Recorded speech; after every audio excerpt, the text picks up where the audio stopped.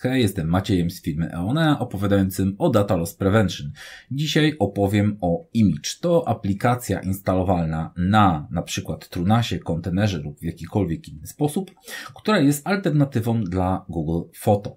Ma w sobie rozpoznawanie zdjęć, rozpoznawanie twarzy, grupowanie twarzy, automatyczny upload z telefonu, szybkie i gładkie przeglądanie naprawdę dużych zasobów zdjęć, zarówno przy pomocy telefonu, jak i przy pomocy przeglądarki. Do tego jest dynamicznie wspierana, regularnie aktualizowana, zapowiada się naprawdę dobrze. Nie zrozumcie mnie źle, nie mam nic przeciwko Google Photo, to świetne rozwiązanie, ale w momencie, kiedy zdjęć zaczyna się robić dużo, to albo zdecydujemy się na przycinanie ich jakości, albo będziemy płacili za ich utrzymanie i to jest spoko. Natomiast w momencie, kiedy jestem nie sam, tylko jest mnie kilkunastu, zależy jaką macie szeroką rodzinę, to po pierwsze, opłaty zaczynają się robić duże. Po drugie, sposób zarządzania tym w sposób automatyczny, tworzenie kopii w jedno miejsce zaczyna być problematyczne. Dlatego do tej pory przynajmniej nie miałem tego rozwiązanego, ale klient polecił mi dosyć fajne rozwiązanie właśnie w postaci Image'a. Od kilku tygodni testuję to gdzieś tam w tle i chciałem się podzielić z Wami, jak to działa. Pokażę, jak to zrobić, pokażę, na czym to zrobić, pokażę, jak w sposób gładki i łatwy sprawić, żeby nasze zdjęcia mogły być dostępne z całego świata, były uploadowane jak z telefonu, gdziekolwiek jesteście. Słowem, co, jak, gdzie i po co, to wszystko za chwilę, ale najpierw fragment sponsorowany. Jeśli potrzebujecie naszego wsparcia w projektowaniu, wdrażaniu lub utrzymaniu infrastruktury związanej z wirtualizacją, zdalnym dostępem lub pamięcią masową Trunas, to zapraszamy do kontaktu. Jeśli nie potrzebujecie naszego wsparcia, a podoba Wam się to, co robimy, to lajkujcie, subskrybujcie, sami wiecie. A teraz do kontentu. Zanim zaczniemy, chciałem tylko powiedzieć, że mam dwa założenia. Pierwsze, macie już gdzieś zainstalowanego Trunasa, są już skonfigurowane dyski, jest jakiś pool, działa. I druga rzecz, macie skonfigurowane konto na Cloudflarze i macie podpiętą do niego swoją domenę, przy pomocy której będziecie chcieli używać naszego Image'a.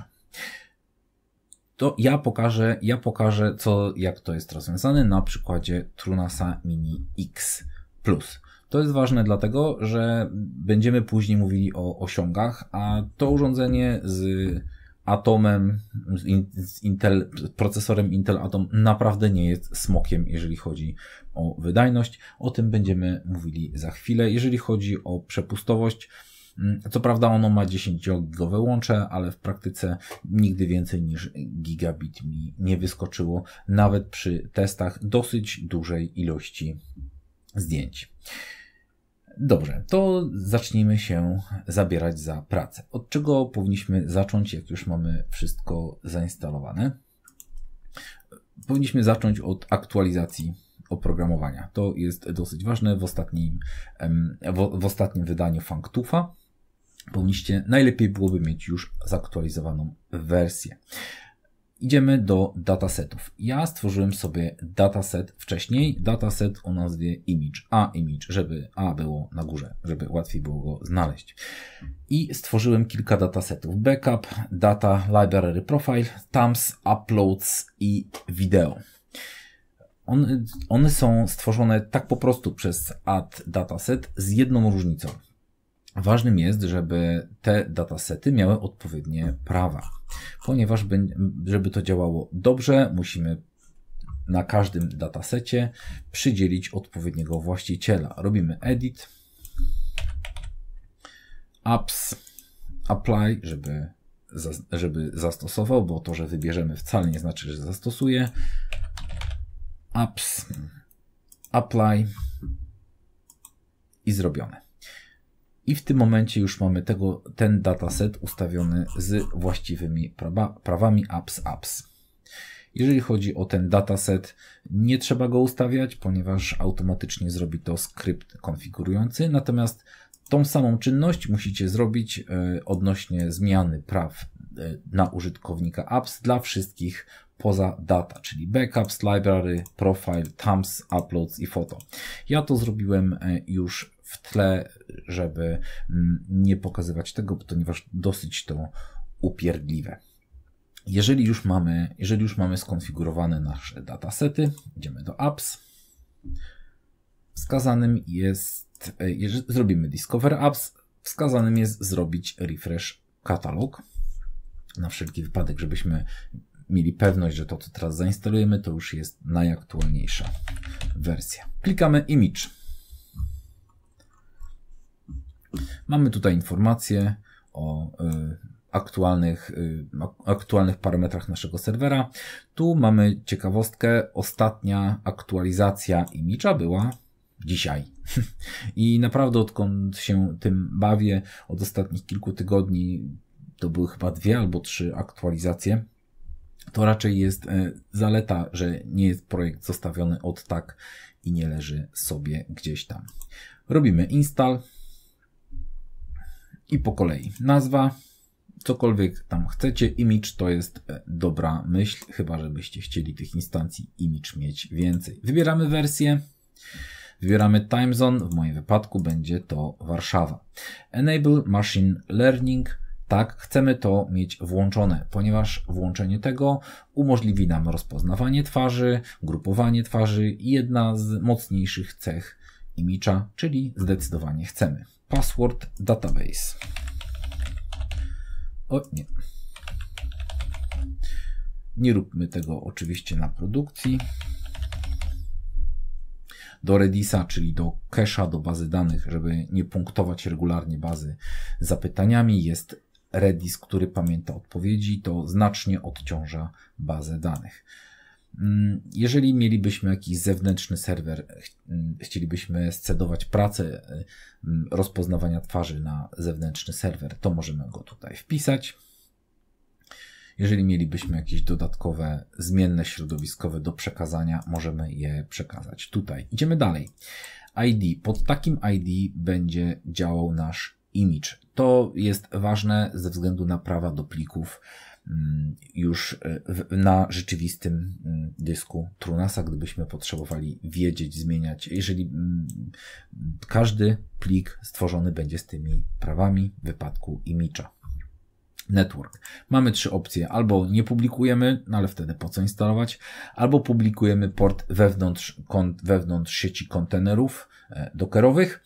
Wówczas to jest dobre rozwiązanie, jeżeli z tego miałyby korzystać inne kontenery. Na przykład będziemy mieli jakiś reverse proxy albo coś takiego. W naszym wypadku po prostu publikujemy to na zewnątrz. Port 30041 jest spoko, niech zostanie. Od dosłownie aktualnej wersji możemy dodać konkretne IP. Czyli jeżeli będziemy mieli kilka IP przypisanych, możemy opublikować naszego image'a czy jakąkolwiek aplikację tylko na jednym IP. W tym wypadku zostawimy to gdziekolwiek. Po prostu nie skonfigurujemy wszędzie, nie skonfigurujemy, wówczas on na wszystkich adresach przypisanych do naszego TrueNAS-a na porcie 30041 opublikuje naszego image'a. W wypadku testowym nie jest to problem. W wypadku, kiedy będziemy chcieli zlimitować dostęp tylko do tego adresu, to może być dobry pomysł do adresu portu na adresie, konkretnie rzecz biorąc. Wracamy. Czyli teraz storage. Możemy to zostawić do zarządzania datasety przez TrueNAS-a. Ja tak nie lubię. Ja wolę wiedzieć, gdzie są dane. Po to utworzyliśmy datasety. Po to będziemy chcieli nimi później ewentualnie jakkolwiek zarządzić, czy snapshotami, czy replikacją. Czyli zdecydowanie chcemy świadomie wskazać, gdzie to ma być. Czyli host path, library, image, library, ok, następny. W library to jest miejsce, gdzie będą trzymane nasze zdjęcia. To jest to miejsce, gdzie faktycznie będą nasze multimedia przechowywane. Czyli to jest ten najcięższy folder, miejsce, które raczej będzie na jakichś dyskach talerzowych ze względu na objętość miejsca i generalnie talerze to jest dobre miejsce do trzymania ciężkich multimediów. Upload to jest folder, do którego będą wgrywane zdjęcia, zanim nie zostaną obrobione. Również robimy host path.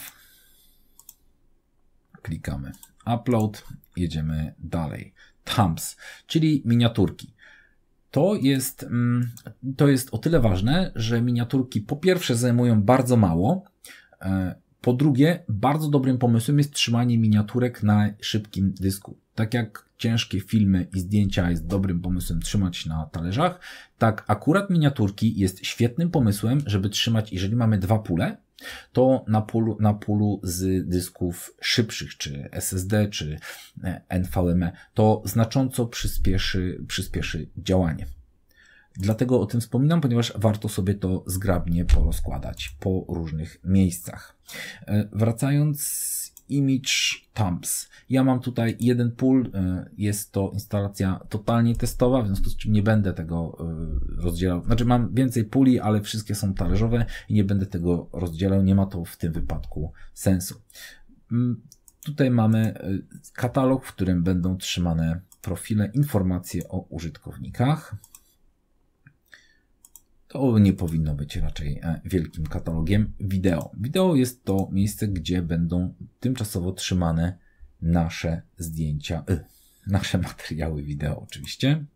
Klikamy dalej, image, wideo. Idziemy. Image Backup Storage. To jest miejsce, gdzie image sam będzie domyślnie chyba codziennie o 2:00 będzie robił backup bazy danych swojej, czyli image'a. To też warto wiedzieć i warto to miejsce zabezpieczyć jakąś synchronizacją, czy czymkolwiek innym, czy replikacją. Image, backup. To ważne, że to nie jest backup zdjęć, tylko właśnie bazy danych image'a. Machine Learning, on tu domyślnie sugeruje, że to jest to katalog tymczasowy, więc niespecjalnie się będziemy nim przejmować. Nic nie stracimy, jeżeli go stracimy. Czego już nie możemy powiedzieć o katalogu, w którym będą przechowywana sama baza danych. To również, jeżeli mielibyśmy do dyspozycji 2 pule, jeden z dysków talerzowych, drugi z SSD, to miejsce, to jest baza danych, to jest zdecydowanie to miejsce, które chcemy trzymać na dysku SSD. Tu ważna sprawa, Automatic Permission, żeby mógł sobie poukładać prawa do katalogów wewnątrz, tak jak powinno to być zrobione. Bez tego nie ruszy. Idziemy dalej. Additional Storage. Jest możliwość, żeby podłączyć jakiś katalog do image'a, na przykład miejsce, gdzie wrzucamy nasze zdjęcia po jakimś NFS-ie, czy Sambie, czy czymś w tym rodzaju. Nie testowałem tego rozwiązania, wiem tylko, że można to zrobić i powinny być widoczne w image'u. Dalej, jeżeli chodzi o moc obliczeniową, tutaj przydzielamy ilość rdzeni i ilość RAMu przypisanego do aplikacji Image. Aplikacja Image potrafi być naprawdę ciężka, to znaczy w momencie wgrywania będzie robił bardzo dużo rzeczy, o tym powiem później, ale tutaj decydujemy, jakie zasoby chcemy mu przyznać, żeby to działało poprawnie. Chodzi o to, żeby nie zjadł nam wszystkich zasobów na Image'a, bo w pewnym momencie Image będzie bardzo zasobożerny. Będzie przerabiał dosyć sporo multimediów, o tym powiem za chwilę. Tu jest możliwość przydzielenia karty graficznej do kontenera image. To może się bardzo przydać, jeżeli będziemy chcieli regularnie przerabiać dużą ilość zdjęć, będziemy chcieli dużą ilość zdjęć wrzucać wideo, to może być dobrym pomysłem, żeby fizyczną kartę graficzną włożyć do naszego TrueNAS-a i przekierować ją na image'a.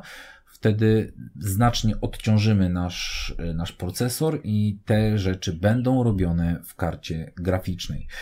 Tylko pamiętajmy, że że największe obciążenie jest w zasadzie głównie albo i wyłącznie przy wrzucaniu dużej ilości ciężkich zdjęć. Jeżeli raz się to wszystko przerobi, to później nie będzie to potrzebne. W związku z czym karta graficzna jest dobrym pomysłem, ale jeżeli regularnie wrzucamy dużo zdjęć. Jeżeli mamy wrzucić i zostawić, to w zasadzie nie jest jakoś super potrzebne.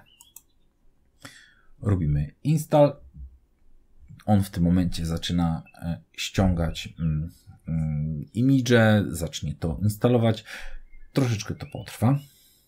Dobrze, mamy zainstalowanego naszego image'a.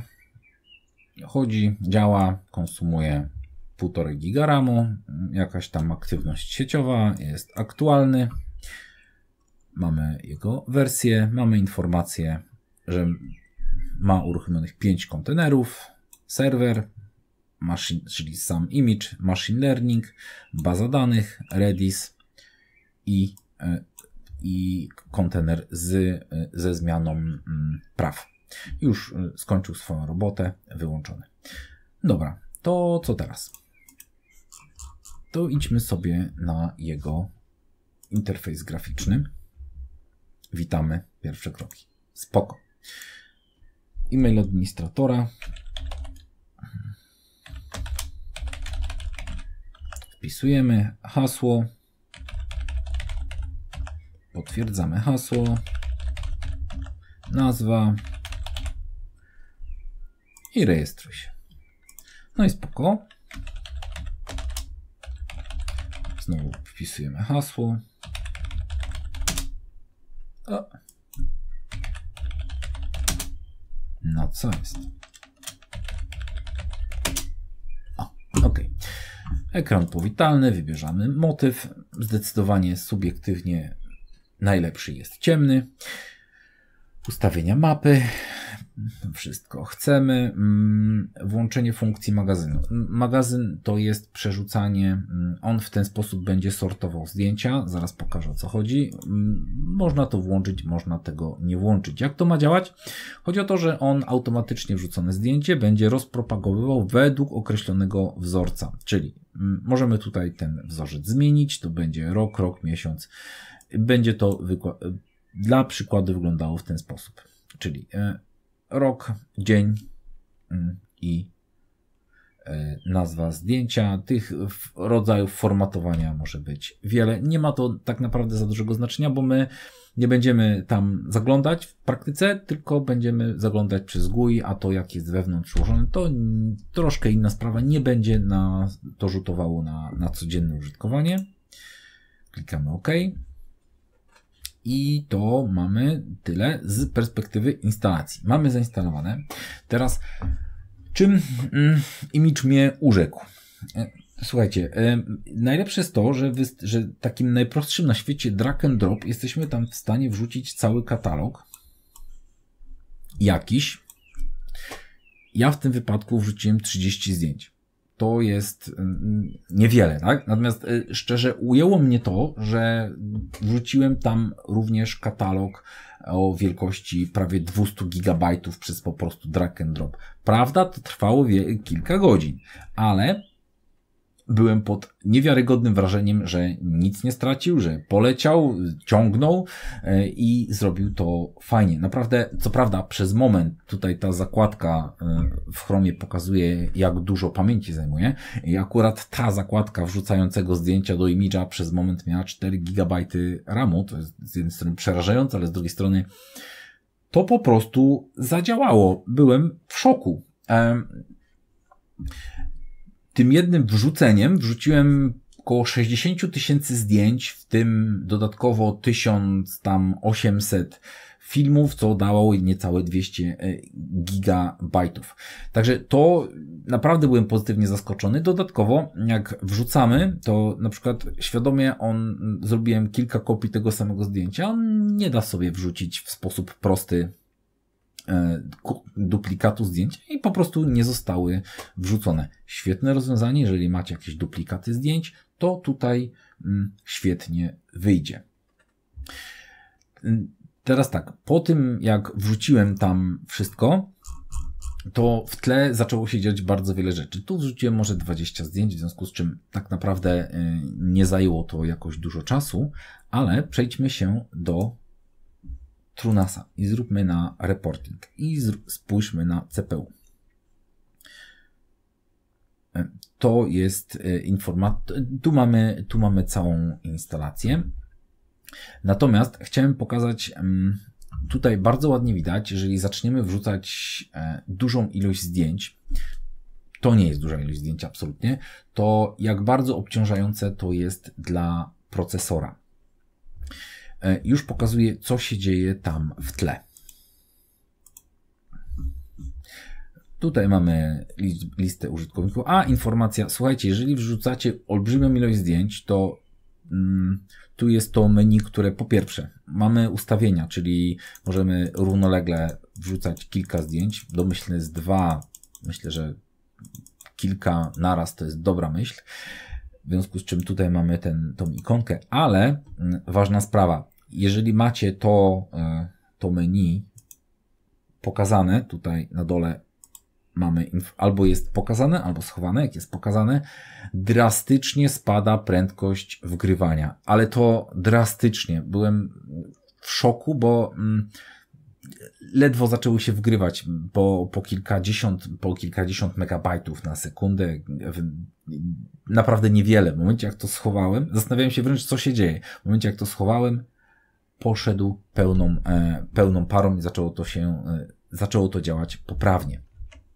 Tu mamy w zakładce użytkowników, w związku z czym do oglądania tak, do wgrywania dużej ilości zdjęć na pewno to minimalizujemy. Zadania. Tu mamy informacje, co się dzieje tak w rzeczywistości, co tam się działo w tle. On te kilkanaście zdjęć szybko przerobił, ale w praktyce, jeżeli będzie to dużo zdjęć, to tu będzie widać, co się tak naprawdę działo. On ma zadanie stworzyć miniaturki. Mamy dwie opcje, albo tworzymy wszystkie, albo brakujące. Tutaj w tym wypadku możemy zrobić wyczyść wszystkie, on znowu stwierdzi, że OK, oczekujących mam 14, zaczyna zrobić miniaturki, zrobione. Tutaj to naprawdę nie jest problem. Problem pojawia się w dużej, gigantycznej ilości zdjęć i filmach. Dalej wyodrębnianie metadanych. Tutaj on wyciąga takie dane jak daty, jak rozdzielczości, jak GPS, jak to, jakim aparatem było to robione. Tutaj również możemy albo brakujące, albo wszystkie. Z tym resetem bym się tak nie rozpędzał na produkcyjnej, tam gdzie mamy wszystkie zdjęcia, zaraz pokażę dlaczego. Biblioteki zewnętrzne, to o tym już wspominałem, przeszukanie bibliotek zewnętrznych podpiętych dodatkowych katalogów. Inteligentne wyszukiwanie teoretycznie jest w stanie zanalizować, co jest na zdjęciach i później teoretycznie można wyszukiwać, co jest na zdjęciach, czyli na przykład pokaż mi koty, czy zdjęcia samochodów, czy coś takiego. Nie udało mi się tego skutecznie namówić do działania. Wykrywanie duplikatów. Jeżeli na przykład mamy już zdjęcia i zaczną być wygrywane z dwóch miejsc, z telefonu, bądź też z przeglądarki naraz i on ich jeszcze nie przerobi, to zaczyna ruszać proces deduplikacji i widać, że mamy kilka zdjęć. Możemy na przykład skasować wszystkie kopie. Wykrywanie twarzy to jest też ciężka sprawa. I tutaj należy uważać. Jeżeli na wykrywanie twarzy zrobimy reset, to wszystkie rozpoznane twarze będzie rozpoznawał jeszcze raz, wszystkie opisy ewentualnie twarzy będzie kasował. W związku z czym do celów testowych sobie możemy zrobić, natomiast nie róbmy tego w działającym miejscu. I tak, 15 oczekujących, 2 aktywne, to myślę, że zaczyna lecieć dosyć szybko. I w momencie kiedy wykryje jakąś twarz, wszystkie te twarze wykryte zaczynają być rozpoznawane, żeby je skategoryzować i podłączyć do konkretnego rozpoznanego osobnika. Jak widać, to się tutaj teraz w tle dzieje. Transkodowanie. Ważna sprawa transkodowanie, bo większość tych formatów, które wykorzystujemy do tworzenia telefony i kamery, tego typu rzeczy, nie jest optymalna do pokazywania przez na przykład interfejs webowy czy przez telefon.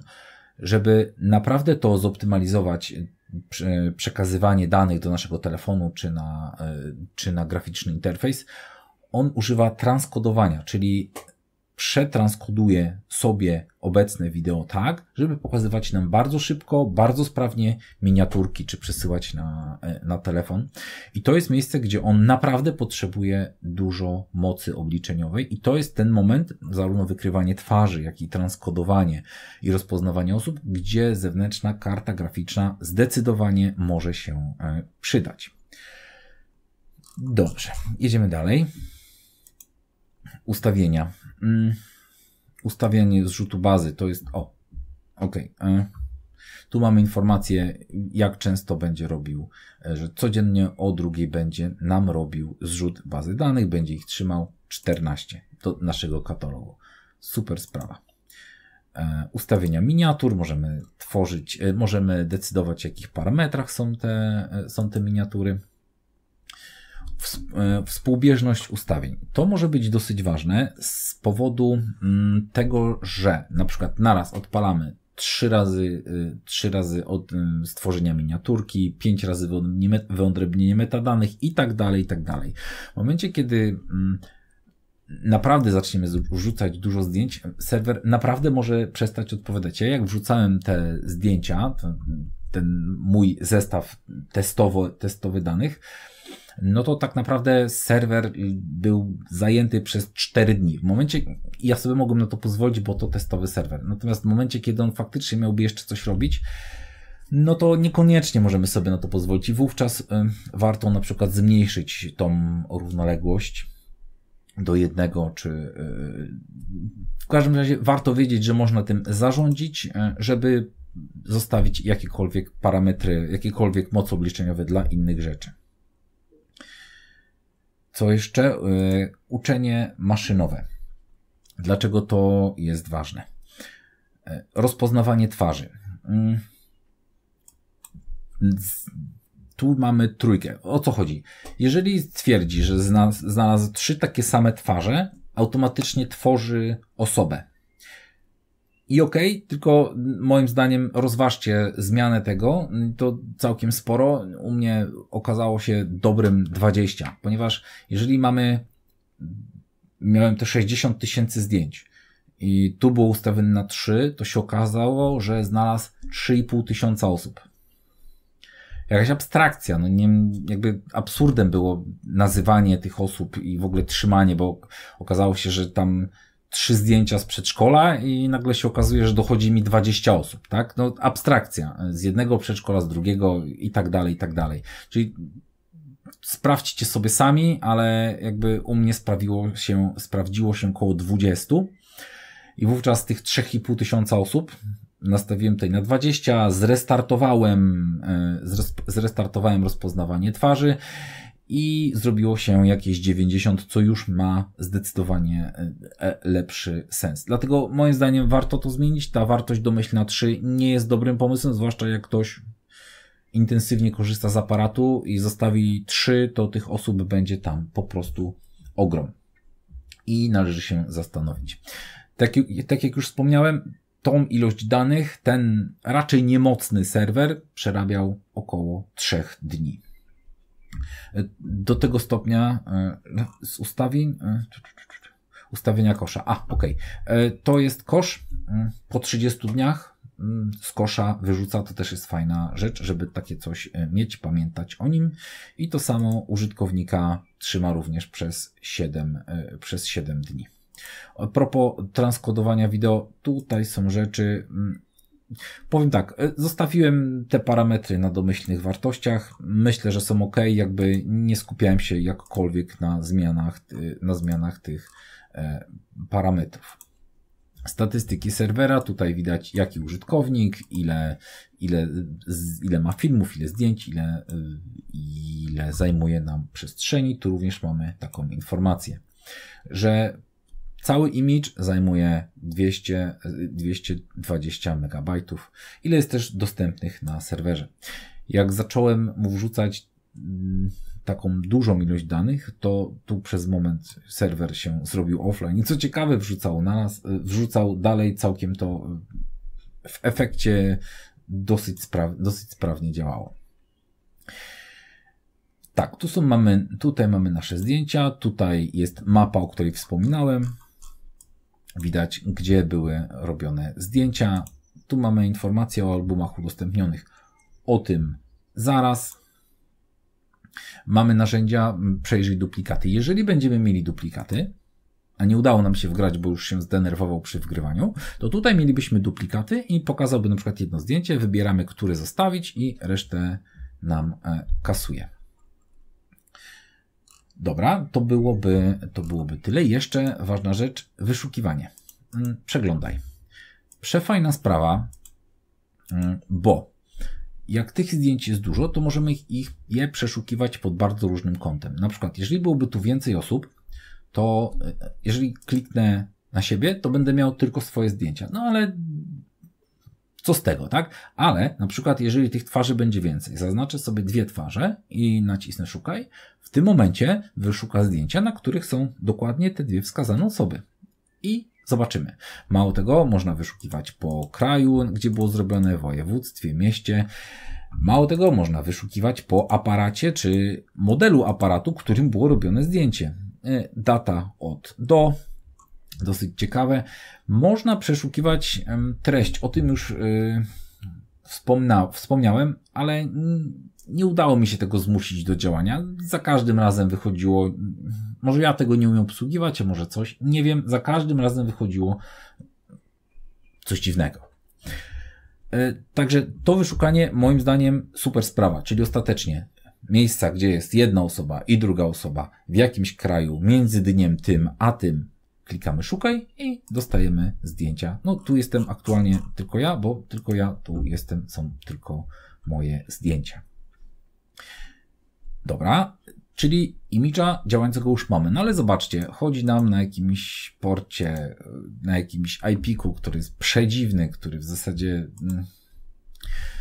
poza tym, że jesteśmy u siebie, nic z tym nie zrobimy. Nie wracamy. Idziemy do Cloudflare'a. Jak już wspomniałem, ja tutaj mam podpiętą już domenę eonea.org. I co teraz musimy zrobić? Idziemy do Access. Launch Zero Trust. Potwierdzamy konto. Idziemy do Network. Teraz stworzymy tunel, który połączy Cloudflare'a z naszym TrueNAS-em, żebyśmy mogli w sposób łatwy i przezroczysty skorzystać z automatycznego generowania certyfikatów, z tym, żebyśmy się nie musieli martwić o jakieś stałe publiczne IP.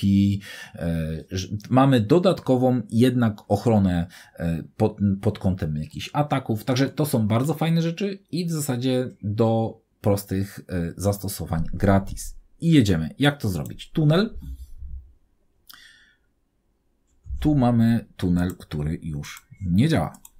No tak. Skasujemy go. Wracając. Tworzymy tunel. Start tunel. Nazwijmy go tunel do TrueNAS. To bo logika nakazuje między Cloudflare'em a TrueNAS-em. Save. Tutaj mamy instrukcję, jak możemy wdrożyć, czy to na Red Hacie, czy to na Dockerze, czy na Debianie, czy na Macu, czy na Windowsie, drugą stronę tunelu.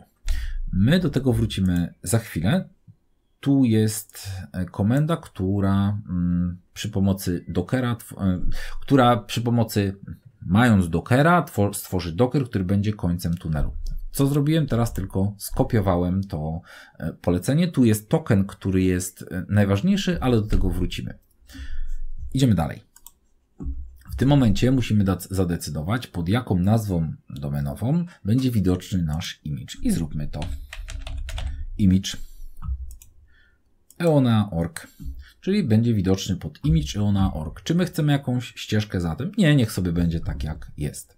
Teraz tutaj. To jest HTTPS. Tak naprawdę musimy wskazać dokładnie to. Przepraszam, to.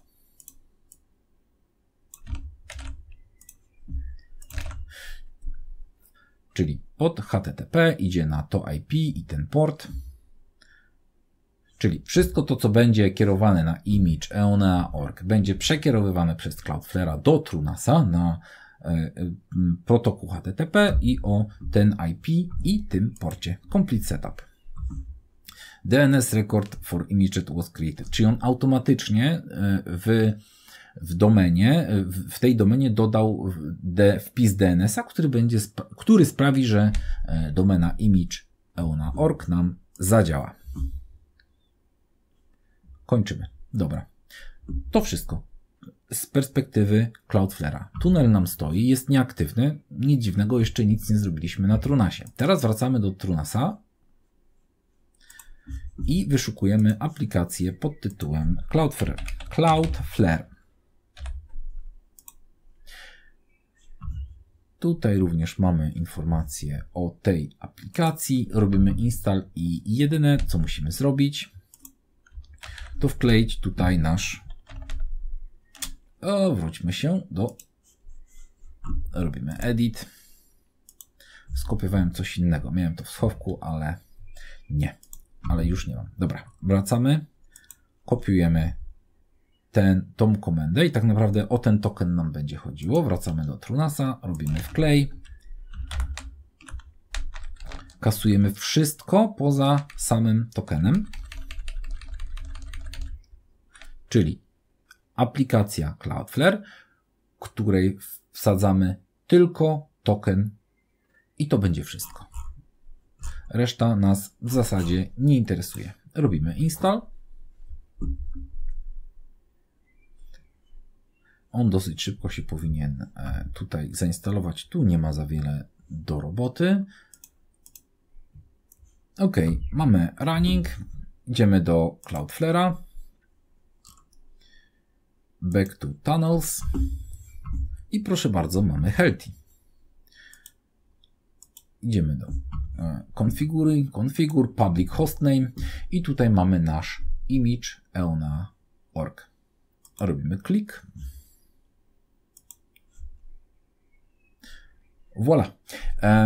Jesteśmy zalogowani do naszego image'a przez publiczną domenę, przez Cloudflare'a. Sprawdźmy, że wszystko działa.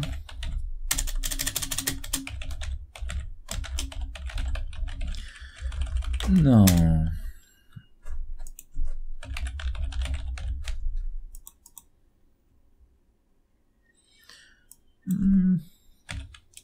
Caps Lock, no tak. I OK. Jesteśmy dokładnie w tym samym miejscu, tylko że przez całego Cloudflare'a. W tym momencie można sobie skonfigurować aplikację na swoim telefonie i będą automatycznie wrzucane wszystkie zdjęcia tutaj i będą dostępne. Dobra, teraz OK. Tutaj mamy dosyć fajną mapę czasu, tak? Nie, linię czasu, tak sensowniej. Tutaj mamy wszystkie informacje odnośnie lat, ale teraz gdzie są dane? Wróćmy do naszego TrueNASa. Tu mamy naszego TrueNASa, MNT, test pool, image. To jest katalog backup, w którym pojawią się nasze backupy. Tu jest katalog data, tak naprawdę to jest database. Tu mamy naszego Postgresa. Mamy bibliotekę. To jest miejsce, gdzie przechowywane są zdjęcia w tym schemacie, czyli rok, dzień i tytuł. I nazwa pliku. Dalej, tu są informacje, powinny być informacje o profilach. Miniaturki. Tu są wszystkie miniaturki. To jest to miejsce, gdzie warto byłoby je przerzucić na pool SSD, gdyby taki występował. I tu powinny być jakieś małe podglądy plików. Proszę bardzo, jakieś bardzo malutkie miniaturki jakichś tam plików. Upload to jest miejsce, gdzie mamy wgrywane, gdzie wgrywamy swoje pliki. Wideo to jest miejsce też, gdzie są przechowywane nasze pliki wideo po wgraniu. To wszystko. Myślę, że rozwiązanie jest fajne. Mi się podoba. Zacząłem je używać. Jeżeli Wam się podobało, to super. Dzięki, do zobaczenia. Dzięki, że zostaliście do końca. Pamiętajcie, że jeżeli potrzebujecie naszego wsparcia w projektowaniu, wdrażaniu lub utrzymaniu infrastruktury związanej z wirtualizacją, zdalnym dostępem lub pamięcią masową TrueNAS, to zapraszamy do kontaktu. Jeśli jednak nie potrzebujecie naszego wsparcia, a podoba Wam się to, co robimy, to lajkujcie, subskrybujcie, sami wiecie. Tymczasem zapraszam do obejrzenia innych materiałów lub być może do zobaczenia później. Dzięki, hej!